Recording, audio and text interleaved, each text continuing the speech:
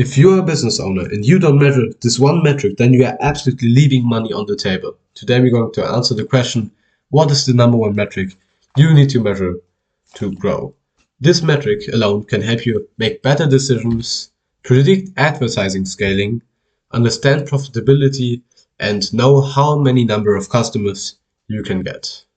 I'm not going to hide it from you, I'm going to reveal it right now. This metric is LTGP to CAC, or long lifetime gross profit to customer acquisition cost. Now, let's first understand the left part of this ratio. So lifetime gross profit has two parts. Let's start with lifetime. To calculate lifetime, we first need to understand what it is. Lifetime is just how long the average customer stays or buys from you. So, for example, if you have a service, a paid service or a subscription, then how long does the customer stay? Does he stay 1 month, 2 months, or maybe an entire year? To calculate that, we need to first understand churn. Churn is just how many customers leave each period of time.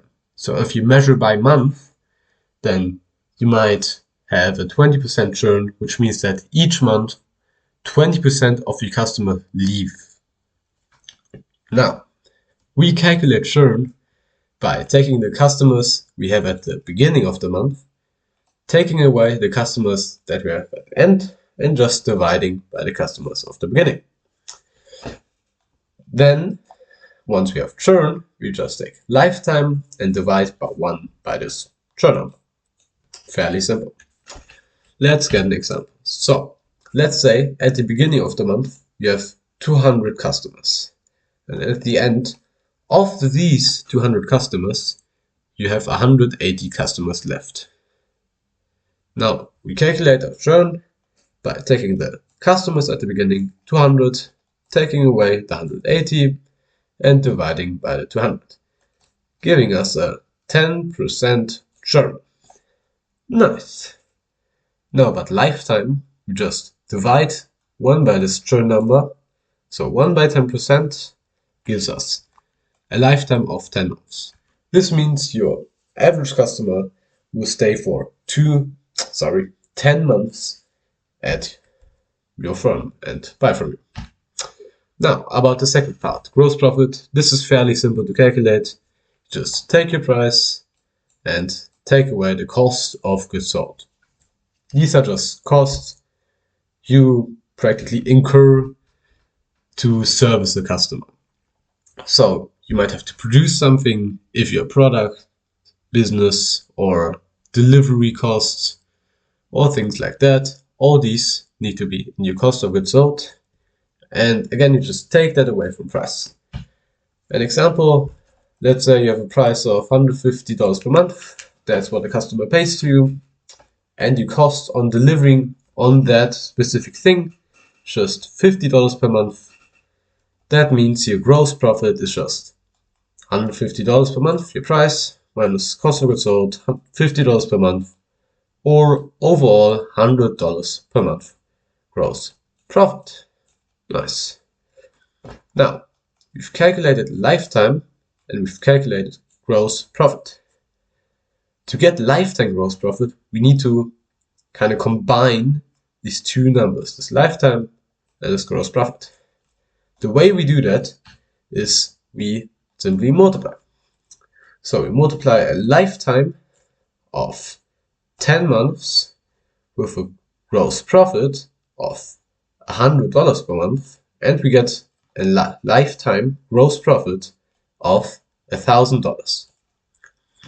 This number practically just means how much is a customer worth over their lifetime financially for your business.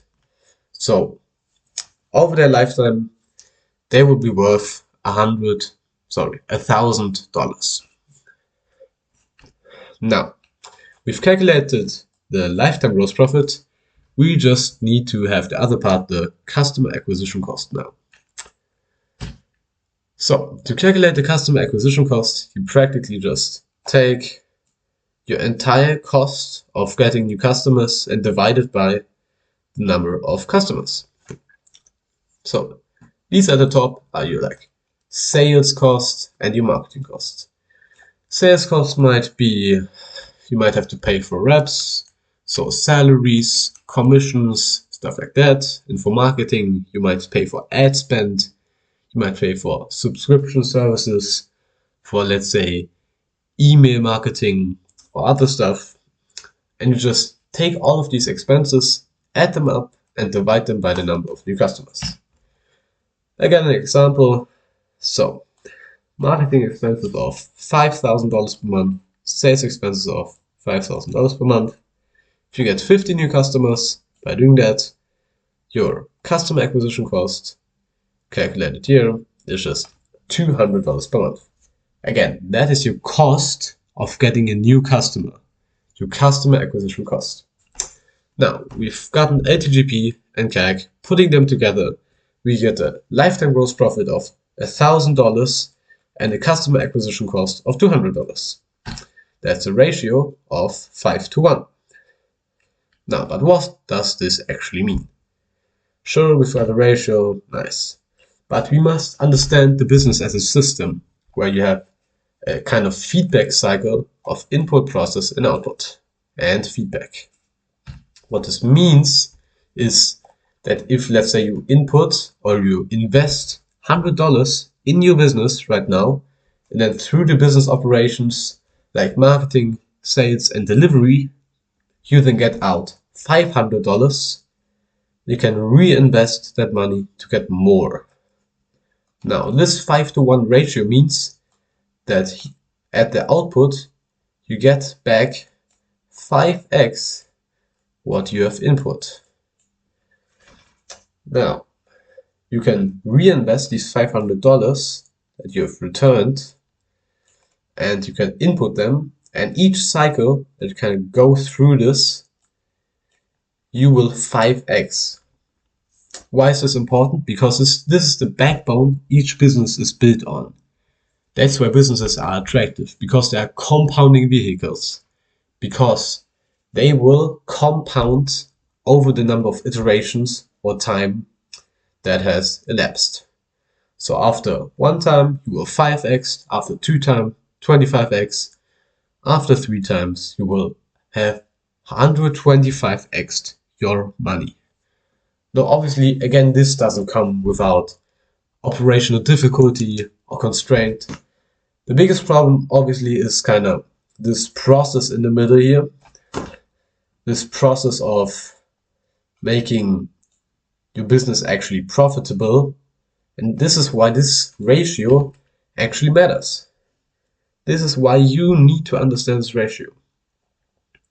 Another thing I want to give you is the condition to grow automatically. Now, this kind of sounds too good to be true, right? And not going to lie, it kind of is.